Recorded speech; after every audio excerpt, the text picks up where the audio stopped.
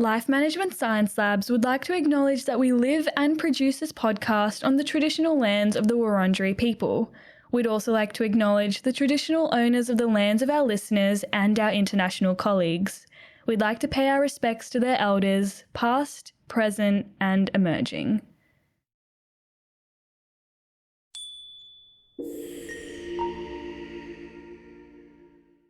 Hello everyone, and welcome to Bouncing Back, the Personal Resilience Science Insights podcast produced by LMSL, the Life Management Science Labs.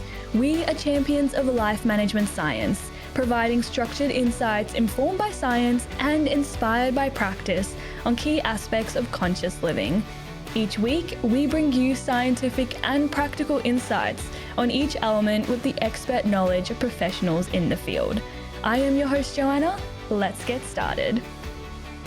Hey everyone, welcome back to Bouncing Back, our personal resilience podcast. I'm your host, Joanna, and today we're going to be chatting about something a bit different, which is creative coping. So we're going to be looking at music and imagery, specifically how it can be used as a therapeutic duo for personal growth.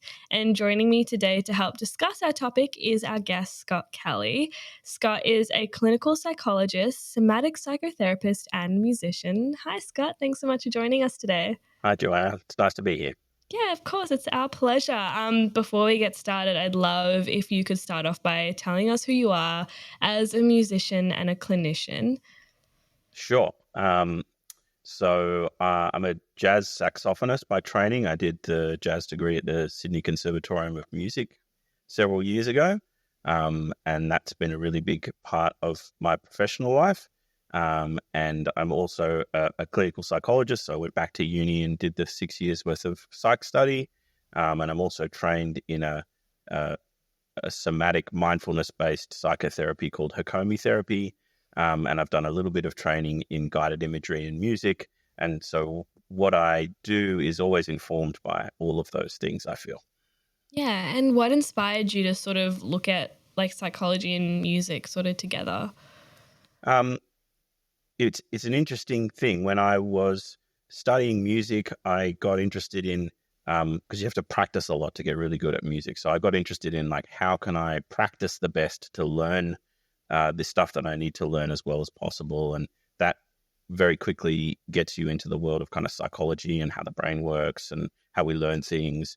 And then I went off and played and taught music for a while. I had a brief stint in the coffee industry and then decided that I wanted to change, and psychology seemed to make sense. And all the way through my psych study, I wanted to keep the two things separate. I thought I like doing my performance on the side, and I'll just be a psychologist and not be a music therapist, because that's kind of that's a completely other pathway that you can go down. And then in recent years, I've been involved in psychedelic-assisted psychotherapy in a research capacity, and music is a big part of what happens, particularly on dosing day in a psychedelic-assisted psychotherapy setting. So that was when the two things came back together for me, and I got really interested in the power of using music to help people get in touch with what's going on for them internally and helping those processes unfold in an organic way. Yeah, great. And that sounds so interesting to combine those two things and see how they work together. Yeah, it's fascinating and continues to be. Amazing. Well, before we dive more into your work and your perspective on music and psychology, we've got a section we call Have You Met Scott Kelly? So here we just get to know you with some little get to know you questions. So my first one for you is, what is your favorite book?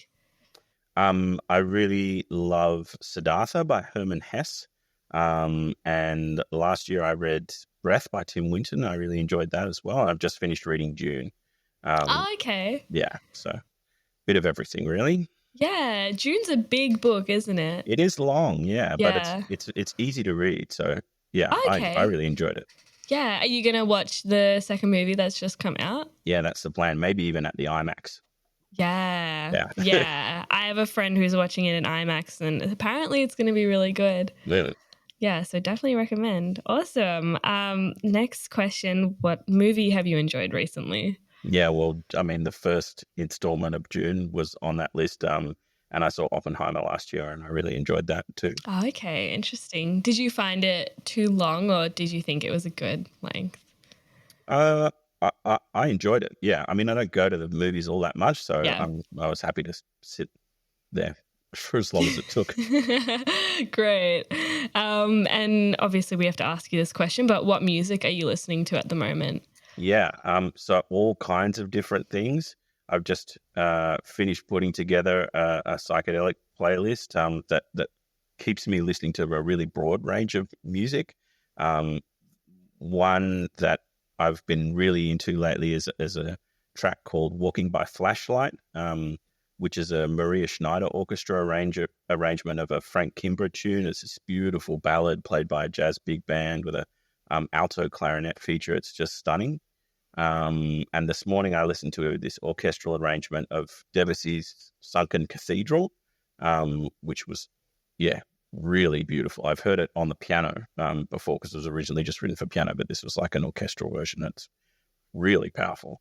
And then I listen to a bunch of contemporary stuff too. So at the moment I'm listening to a band called Noah from LA. Yeah, got a drummer named Lewis Cole and some other people. That's pretty cool stuff too. Yeah, and in terms of like orchestral music, do you find that that's what's more in tune with, working with psychedelics and that kind of stuff? It certainly has been put forward in the research as being the quote unquote best option. And I think that there are kind of arguments both ways there.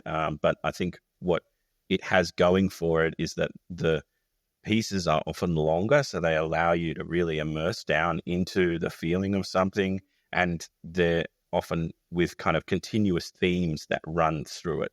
So whether or not you're consciously aware of that, I think it kind of helps to hold the experience in a way that some other music doesn't necessarily. But as I say, there's a whole broad range of stuff that is useful. Yeah, for sure. Well, it sounds like you listen to a lot of different types of music. How do you find your music? Um, I, I just listen a lot. I have some good friends that make really good recommendations, and they're always good friends to have. Yeah. Um, and the kind of algorithm on Spotify is a helpful way of kind of just following your nose, and it'll recommend stuff. You go, oh yeah, that's good. Oh, not so good. And yeah, I do a bit of that as well. Yeah. Yeah, it comes from all kinds of different places. Great. Well, thank you for sharing that with us. Do you have a recommendation if we were to listen to maybe a new band or a new song? What could we go to? Well, I mean, all three of those things that I just mentioned are all really good. Yeah, I guess it depends what purpose it's for. Interesting. And do you find that, I feel like I'm going on a tangent here asking you all these questions about music, but I'm really curious. Do you find that listen to different music for different types of moods or different purposes? Absolutely, yeah. The music that I would put on and just listen to at home would be quite different from something that I'm trying to use in a therapeutic session with a client or when I'm doing some of my own internal work. Interesting. Great. Well, just to keep the ball rolling, our next question is, do you have a role model? I mean, I would say that I have lots. I've had some really wonderful supervisors and teachers over all of the training that I've done. And I'm really grateful to them for showing me how to do the psychotherapy, psychology thing well, for the great musicians that I worked with when I was studying music, teaching me how to listen deeply to something and how to be in the moment and respond to it, and also all the kind of technical things that go along with learning to play music on an instrument. And one person that I've always kind of looked up to is an African-American saxophonist named John Coltrane. He's just an incredible musician, but also towards the latter part of his career became really interested in using music to connect people with something bigger, spirituality, or the universe, or whatever you want to call it. And I was fascinated by that as kind of a teenager and in my early 20s, and it's now kind of come full circle because that's a lot of what we're kind of trying to facilitate in a music journey context. Yeah, definitely. And do you find that your role models change? Yeah, well, they just keep coming, which is nice. Yeah, Yeah, that's but always good. they don't necessarily go out of date though, which is good. There's still like just more and more good influences to get interested in and get rub off on and all of that kind of stuff. Yeah, definitely. Well, thank you so much for sharing all that about yourself with us.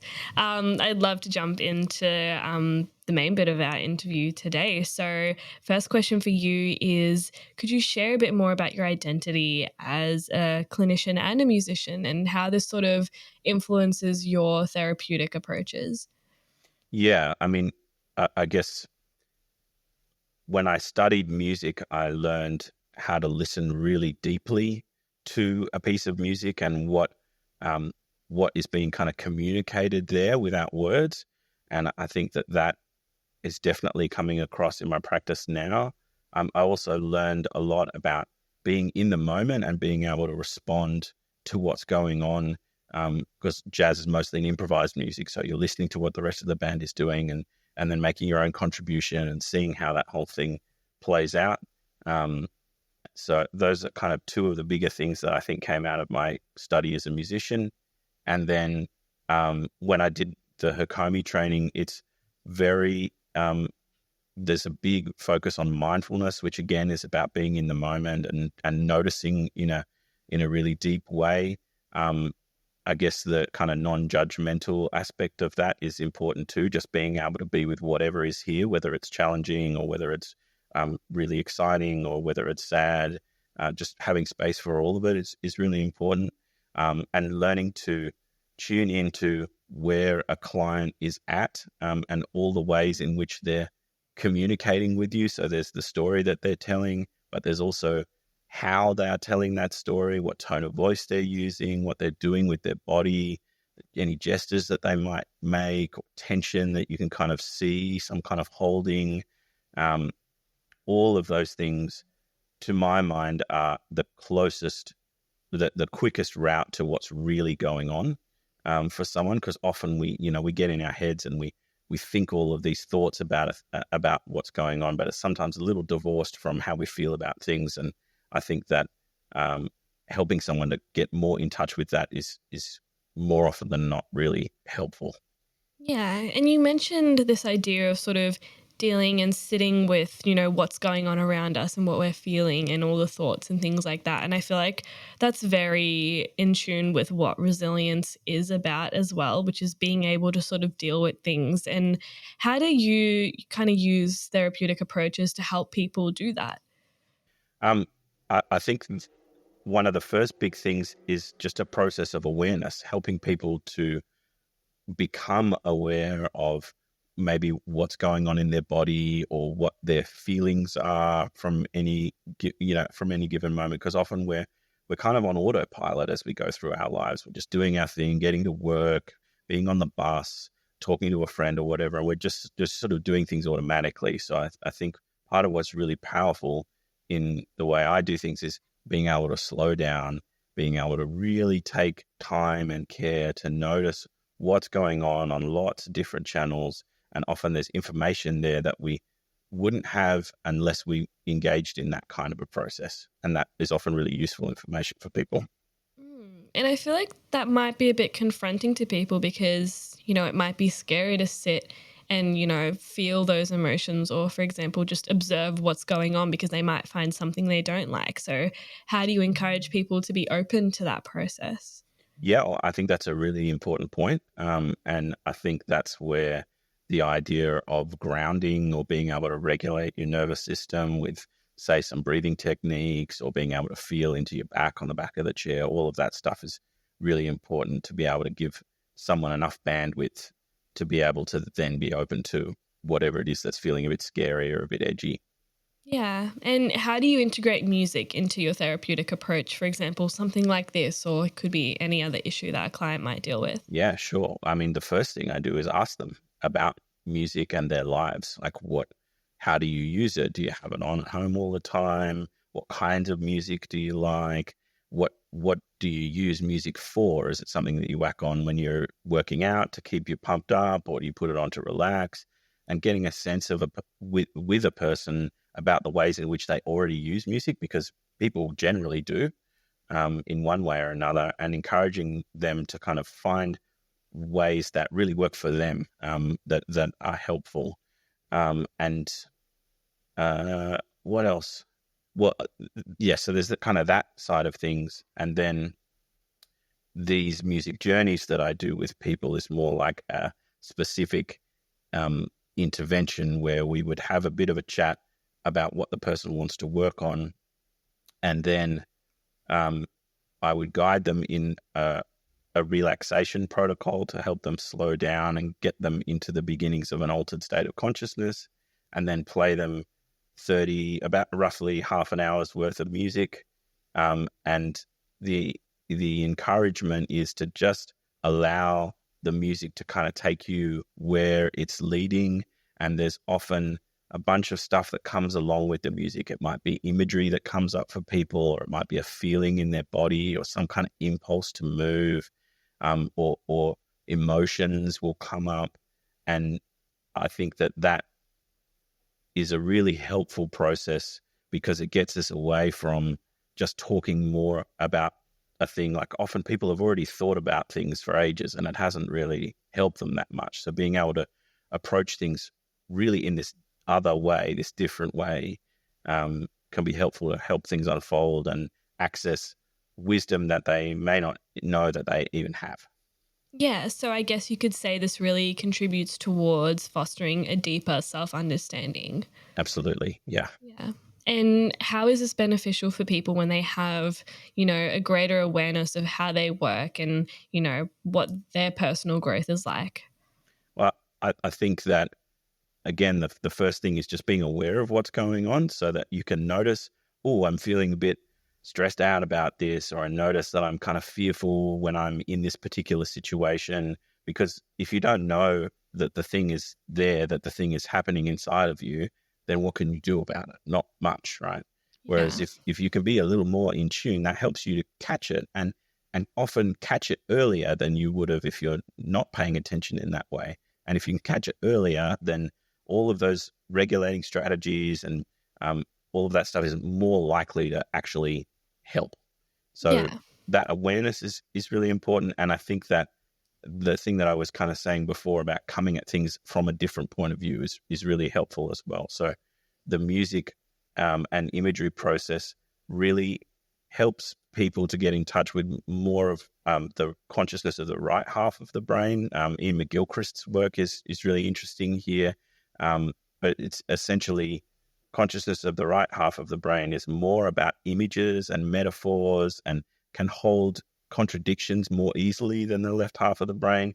And that's often very helpful in situations where people are in crisis about something, or there's some kind of tension going on. Yeah. Does that answer the question? No, that definitely does. And I feel like music is a really interesting incorporation into, psychology and therapy. So how does someone even go about, recognizing that, oh, maybe I do need to try something different as opposed to just regular, therapy or, sessions with their psychologist? Yeah, that's a good question. I mean, giving it a go would be the best way of finding out whether or not it's helpful for you. And I guess, if someone's aware that music does move them and does stuff to them already, then it's highly likely that this kind of a process will be helpful for them. Basically just having a go and seeing what works for you, I think, is important. Yeah. And can you explain why having sort of a therapeutic relationship to music is the best way to explore it, as opposed to just doing it on your own and playing some music in your room, for example? Yeah, well, I mean, I think that there is plenty of scope for people to do stuff on their own. I think that engaging with a therapist can be helpful in a number of different ways. Firstly, it sets up a sense of safety, because you're with someone who knows what they're doing, who can handle whatever situation you might get into. You get a bit scared, you get a bit dysregulated. There's someone there who's trained to be able to deal with that and to help you calm back down. And I really believe that we can't fix all of our problems on our own, that human beings are really deeply social creatures, and often the wounds that we carry are from relationships, and they are more often than not best healed in relationship as well. So I think that that's another really important thing that going and engaging with a therapist has going for it. And it gives you someone to bounce off, someone to ask questions, someone to, inquire with you and explore with you what is going on and what it all means for you. So I think that that's really important. And there's a bunch of research about how it doesn't really matter what type of therapy you're engaging in. The most important factor is that relationship between the client and the therapist. And if that's going well, then you're likely to get a good outcome.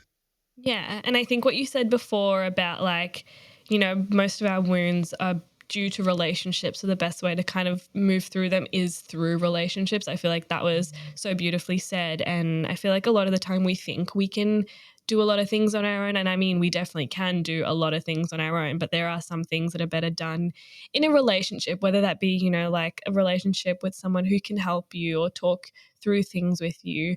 And I want to focus on this idea of deep listening. And if someone wanted to do this, for example, on their own, they wanted to give it a go and see if this was something that could work for them before they approach a therapist, how can they try this? Sure. I mean, I think the best way to go about that would be to carve out a bit of time where you can just do the listening thing. You're not distracted by your phone or trying to figure out what you're going to have for dinner or anything like that. It's like cordoning off this particular time and place where you can be quiet, you can be by yourself, and you can just spend a bit of time with your own stuff. I think that that's the first thing. And then finding the right music is also really important. So in general, music without lyrics, without spoken words that you can understand is helpful, because when there's a lyrical line and there's sort of meaning being given to you rather than instrumental music being more of a blank slate in terms of kind of what meaning you can make out of it, and finding something that resonates with the stuff that you're trying to explore. So often I'll suggest, if people have lost someone, they're in some kind of grief process, it's like I would suggest you find a song that helps you to feel those feelings, and just go and find that quiet time and put the track on and just let yourself feel sad for the length of the track, however long that is. And that can really facilitate the process of people being able to express these emotions, which can then make them kind of more bearable or more discreet somehow. Does that answer? Does that answer the question? No, that definitely does. That actually really does, because I was taking notes just then. I was like, "Oh, this is really great." And for people, again, I touched on this before, like some people are scared of this process. They don't want to be confronted by, for example, negative emotions, because no one really wants to sit there and make themselves feel sad.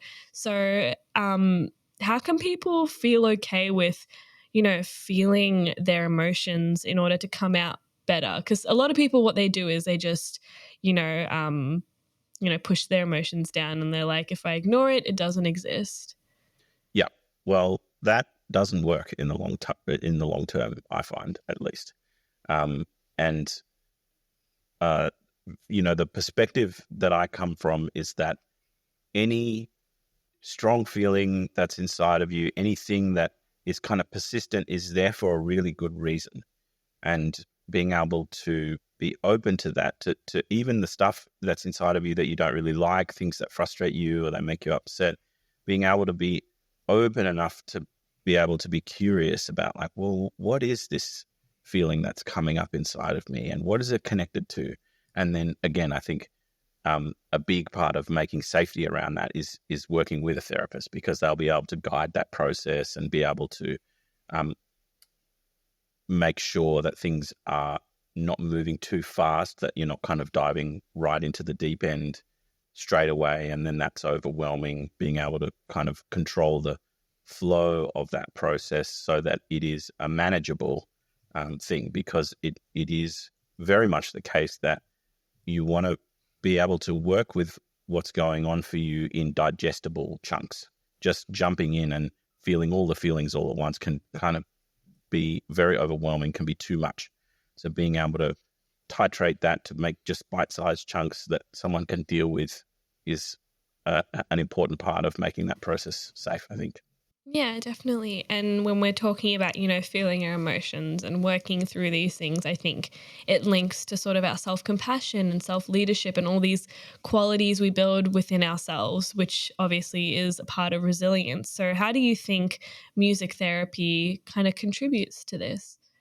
Well, just as you were talking, I think you're exactly right. I think that self-compassion is very important, and the kind of observer consciousness that you can cultivate through mindfulness practice can be really helpful for making things safer as well. But just being able to cultivate your ability to be able to watch what is unfolding inside of you without making a judgment call about it. This is not bad. This is not good. It just is what's happening right now. I think that can be really useful in terms of how how to use music therapy for that. I think that the music often in both the psychedelic research and also in the guided imagery and music training that I've done, they talk about the music being a second therapist. So the music really helping guide the person into what's unfolding for them and creating a container in which they can explore that stuff. And I think that that's really helpful. And I think that the way that those playlists are designed, there's sort of a ramp up, a track that helps you get into the space, and then what gets called a working track, where there might be some more intensity and you can really kind of feel those feelings for that period of time, and then a ramp back down, something that's going to help you feel calm and help you come back out to the outside world.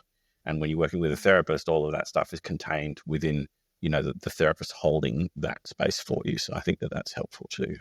Yeah, and I'm really curious about that sort of ramp down. What is that normally? Well, it could be anything. You just want it to not be something that's creating more emotional intensity inside of you, something that is going to be more calming and more relaxing. So often that's music with a smaller ensemble, or there's all kinds of technicalities about how music is put together that feed into this, which I could talk for all day about. But I think what's really important and what is available to everyone, even people who don't have musical training, is like, how do you feel about this? Like, when you listen to this song, does it make you feel more activated, or does it calm you down? Using that as a guide. Yeah. And when we go about finding these songs, like you did mention, find something that doesn't have lyrics. How do we find these songs, or where can we go to do this? Well, I mean, there's, Spotify, all of those streaming apps is kind of where most people are accessing their music these days. And I think that there's ethical complexity around those streaming apps. I don't think that artists are appropriately compensated for putting their music up on those platforms. But again, that's kind of a whole nother thing. Yeah. But it's such a personalized process. I love jazz. I love kind of hip hop, and I'm, exploring more orchestral stuff these days.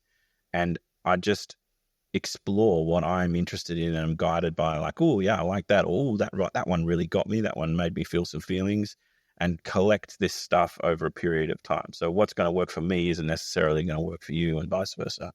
Yeah. And I'm curious to know, in your sessions with clients, how do you find what works for them? We talk about it.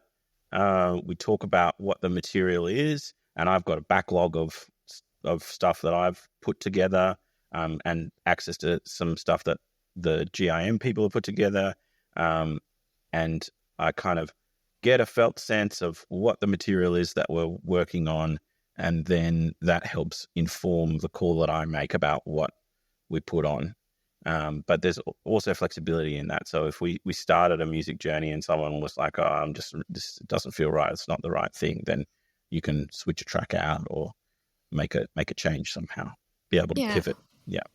that makes sense. And we've been talking about feelings through this process and how this kind of gets us more in touch with feelings. But what about things like memories and, imagery as well? Absolutely. Yeah. So in a lot of the kind of more traditional GIM practices, the guided imagery and music, there's some kind of focus image that you start off with, and they use that term very broadly. So it could be an actual image in your mind. It could be a memory. It could be some kind of feeling that you have in your body. But being able to have that as your starting point, so you would do the relaxation induction and then come back to this focus image and then just sort of open yourself up and allow what happens to happen. And sometimes that can be quite vivid imagery that can go all over the place. Sometimes it will put someone into a memory or a kind of like memory-like state. It's like, well, I'm there, but I'm kind of there as my adult self as well. And there's kind of cool things you can work with in that kind of space. And often there's sort of metaphors or particular images that come up in people's journey that then become very meaningful for them. So part of the music journey process is when someone comes back out the other side, the first thing that I invite them to do is to draw a mandala, which is you get an A3 sheet of paper and you draw a big circle in the middle, like a dinner plate kind of size. And the invitation is that person just sort of respond to what has just happened by drawing either within the circle or without the circle, whatever. And there's often really interesting stuff that comes up out of that process as well, colors that they use or, particular images that come up, that kind of thing. Yeah. And a lot of this sounds like it contributes to a lot of like self-flourishing, like you're really getting to know yourself in a more creative manner. So how does sort of working with music and imagery sort of help people work towards goals, or how can they integrate, their own personal goals into this process as well? So both in the Hakomi training that I've done and in the psychedelic assisted psychotherapy world, there is this concept of the inner healer, this inner healing impulse. And the music journeys can be a very good way of helping someone access that impulse. And often it's not a process of creating that impulse. I believe that impulse is there in everyone, but there's often stuff kind of in the way of it. And if we can get some clues about what that is, or help someone get access to that impulse, it will unfold on its own, and people have insights that they wouldn't necessarily have gotten if they just sat down and thought, okay, I'm going to do my pros and cons about this and think about what the smartest thing is to do. So it's often a little mysterious. It's often unexpected. Usually that's a really good sign that you're on the right track. If the person's like, oh, whoa, I didn't expect that. That's often a good sign that something important is happening. And I think that learning how to tune into that side of yourself often gets people much closer to what they really want. And that is more often than not rewarding and a growing and a transforming kind of a process for someone. And for example, if someone comes into a therapy session, obviously they have objectives and things that they want to achieve, or maybe they don't. Or what if they have like a specific goal, something that they want to achieve and they want to use music as a way to get there? Is there something you can do to sort of tailor their experience towards that? Well, I think that would depend very much on what the goal is. And like, is that goal realistic? Is it something that is achievable? All of those things are important to kind of flesh out first. But the way in which you could tailor it to someone is in that selection of the music for the person. If someone's coming in, they're in grief, you're not going to play them a bunch of angry songs because that's not what's going on for them right now. You want to help them facilitate the grieving process, help them to really feel those feelings of sadness and loss in a healthy, kind of contained way. Whereas if someone comes in and they're filled full of rage, well, then we're going to make different choices about what music to put on to be able to experience that in a healthy way as well.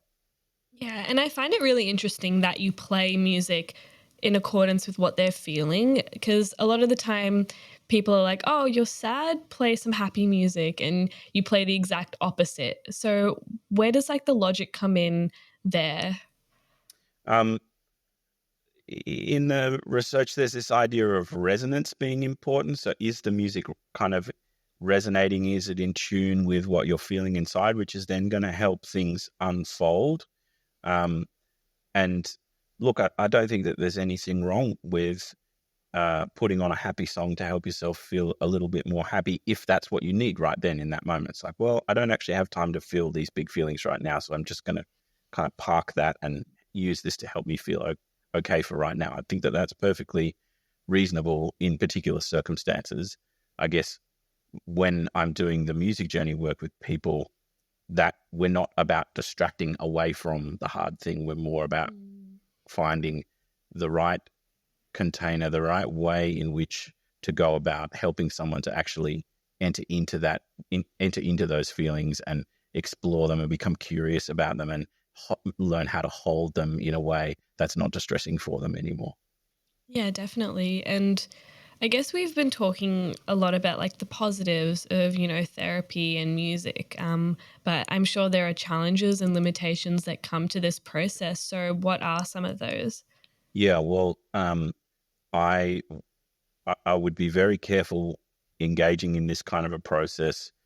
In fact, I wouldn't engage with this kind of a process with someone who wasn't sufficiently in touch with reality. If there was some other mental health stuff going on that meant that their sense of what was real was a bit tenuous, then you want to be particularly careful around that.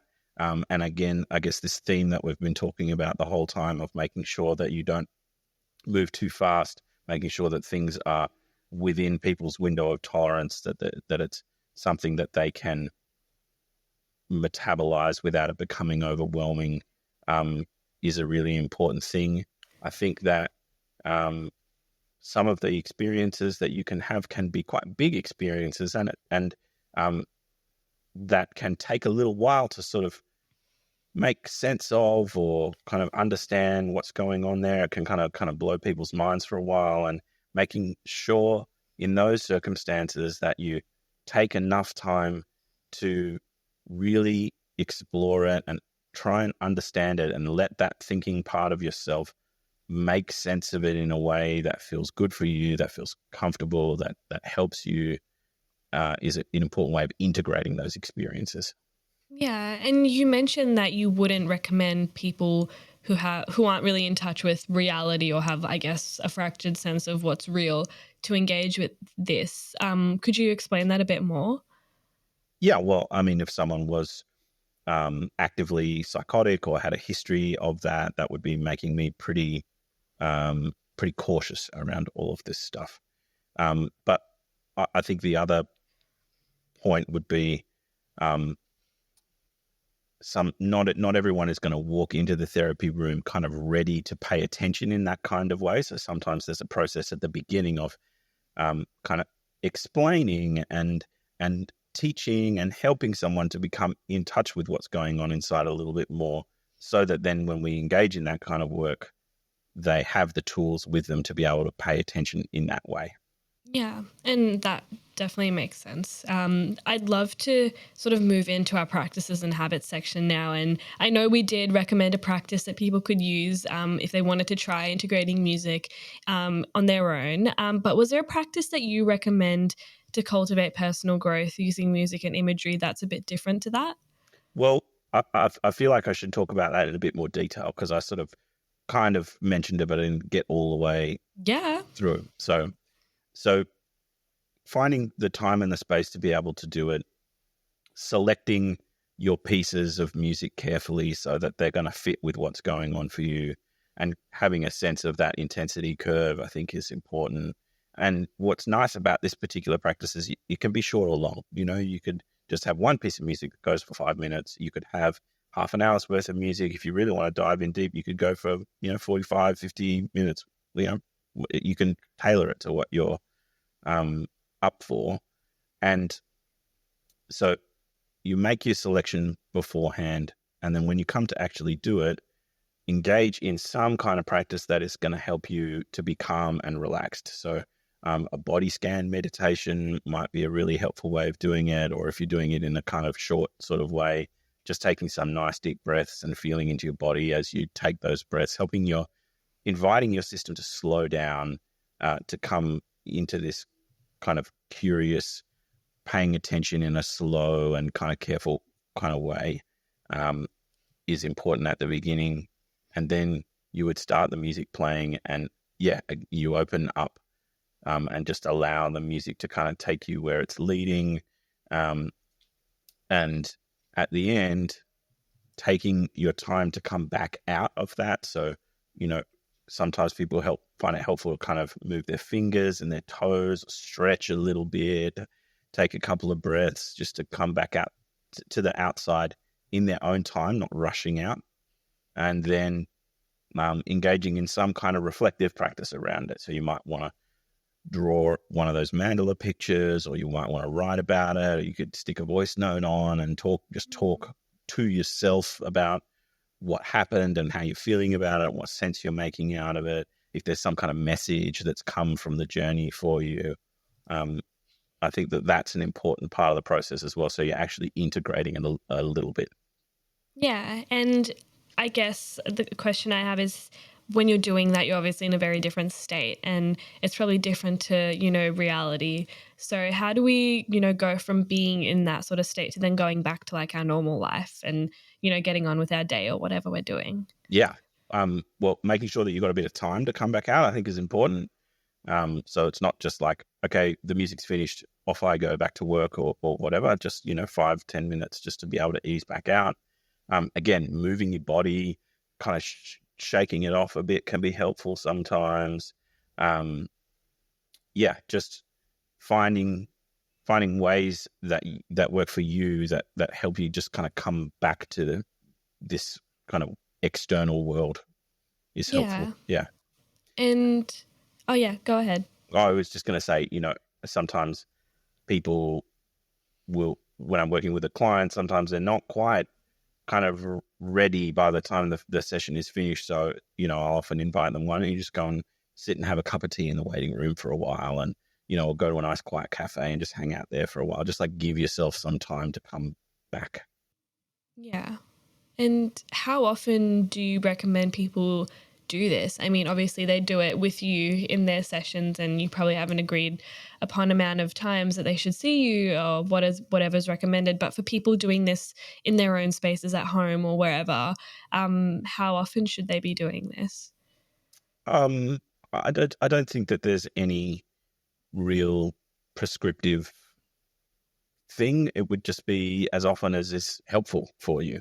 Some people might find it really helpful to build a little section of this into their practice every day. I do a version of this before I start seeing clients for myself, and that helps me just kind of get centered and get ready for the day.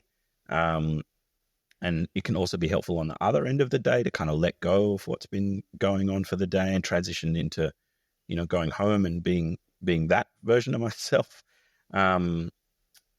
So, I mean, if you were spending 6 hours a day every day doing it, then I don't know if that would necessarily be beneficial, but just whatever works. And I think a bit of regularity is always a good thing, because it helps your body and your mind get used to this process that you're engaging in, and then you can often get a bit more out of it than if you're just doing it, once every couple of months or something. But it wouldn't be a waste of time to do it less often either.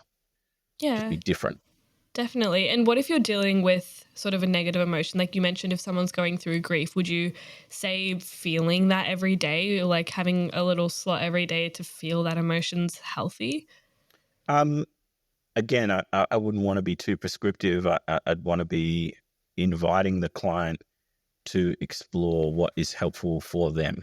And, sometimes that is often, and sometimes it feels really good to be able to dip into that on a regular basis. And sometimes people find that too much. So then only doing it every couple of days is more helpful. It's like, again, it comes back to this idea of like, how can we get it at the right pace so that it is digestible for you.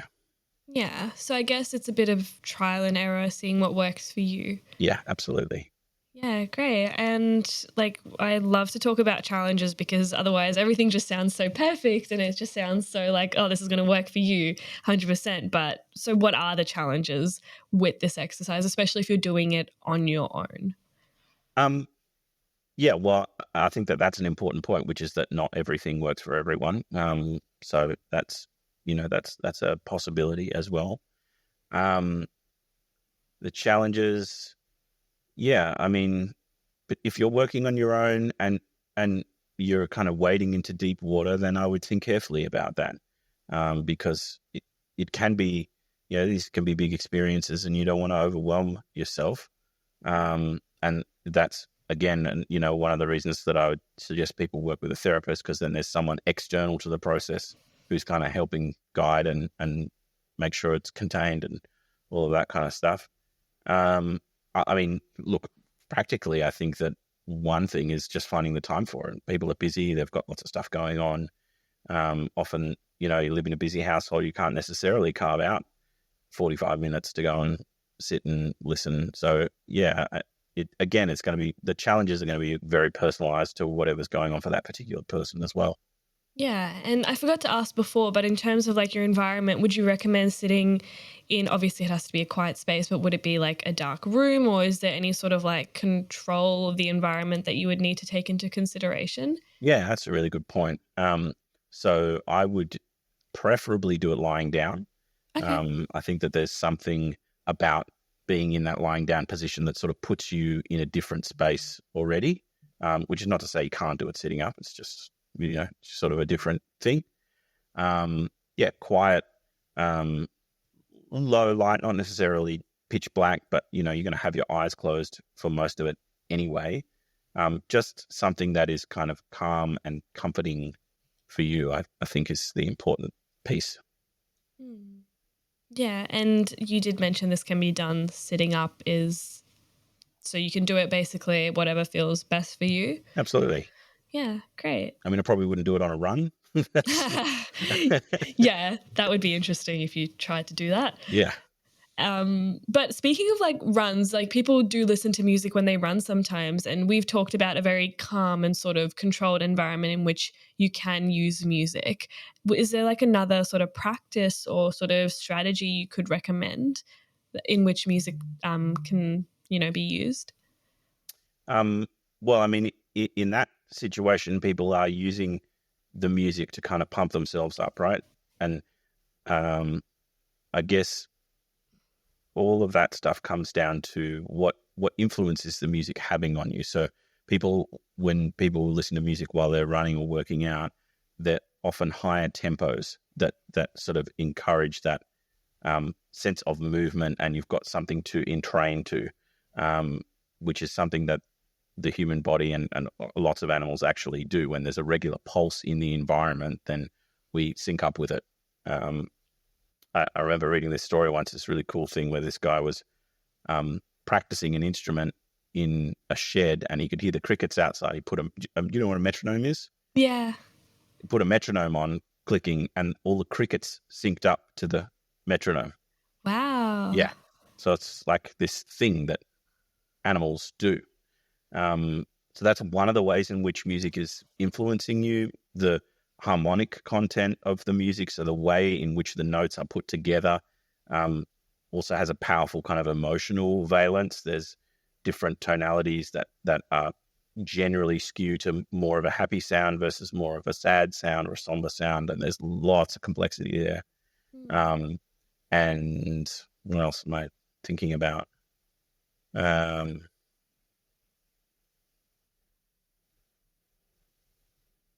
Yeah, it's gone. Sorry. That's okay. Well, thank you so much for sharing so many strategies and sort of diving into the technical bits of it. I feel like it's so useful. And even I've taken notes down because I feel like this is something I would want to try. That's why I love doing this. But thank you for that. It now brings us to our last section for today, which is our open mic. So here is just a chance for you to talk about anything that you would like to. So the floor is yours. Okay. I mean, in getting ready for this podcast and in talking with you, it really put me in touch with my sense of how powerful music can be. It can be a really direct route to the unfolding process that's inside of you, the feelings that are inside of you. And that's a really powerful tool that I think in some ways in the modern world we've lost touch with a little bit, because music's sort of everywhere now. And it becomes this thing that's just sort of in the background as sort of wallpaper, and we don't pay that much attention to it. But I think music gets really powerful when you slow down and you really just devote 100% of your attention to noticing what's going on. That's when the whole thing really kicks off. So that's what I would say. Yeah. And how has music sort of impacted your own life personally, or changed your life if it has? Wow. Yeah. Okay. That's a big question. I mean, music is this mysterious big thing that it's like this never-ending rabbit hole. Whenever I think I kind of know something about it, I find something else out and I'm like, whoa, okay, there's a whole nother avenue to go down. And particularly when I was studying music, I was just really immersed in exploring it and trying to understand it and figure out, like, what does it do for people? Why do we make this? Why do we do this? And I think that maybe that's a thing that we kind of haven't spoken about yet, which is that music is really ubiquitous. Music's everywhere. There isn't a human culture that doesn't have music. Everyone makes music of some kind.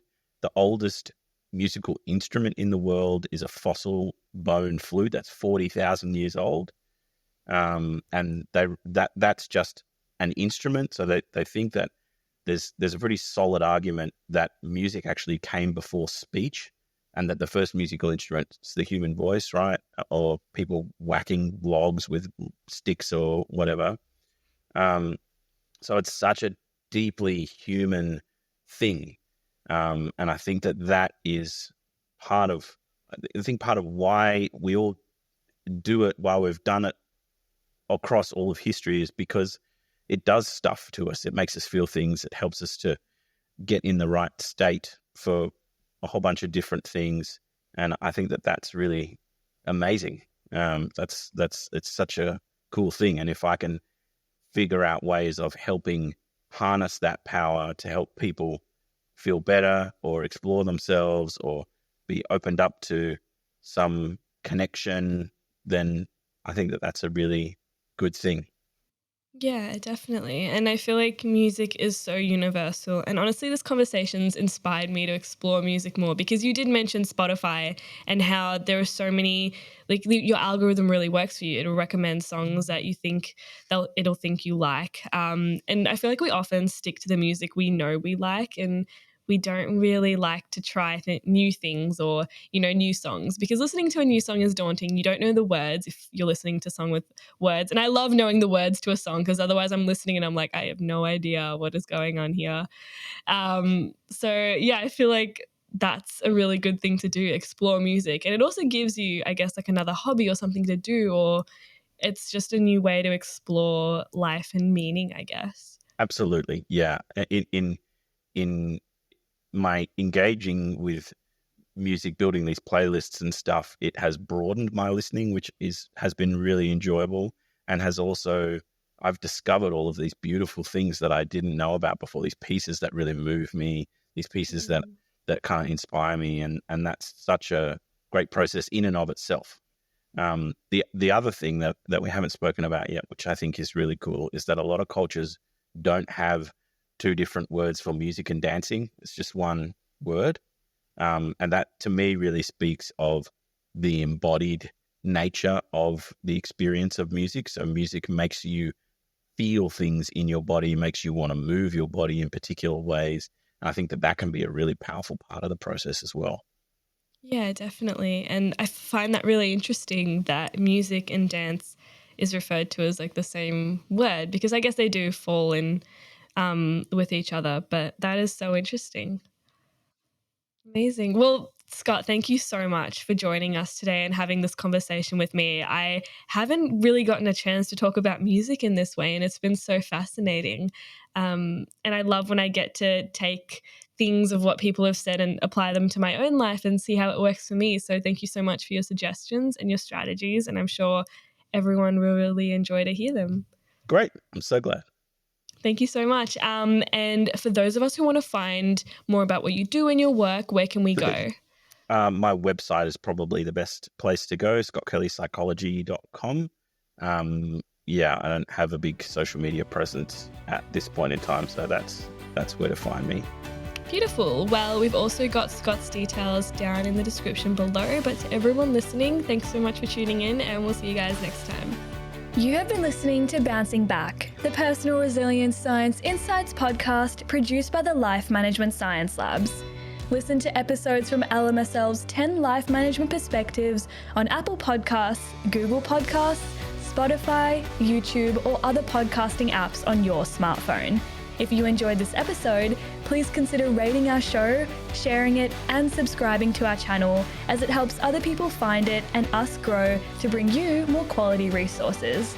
More of our work can be found on our website, pr.lmsl.net, where you can join our movement. I'm Joanna. Thanks for tuning in.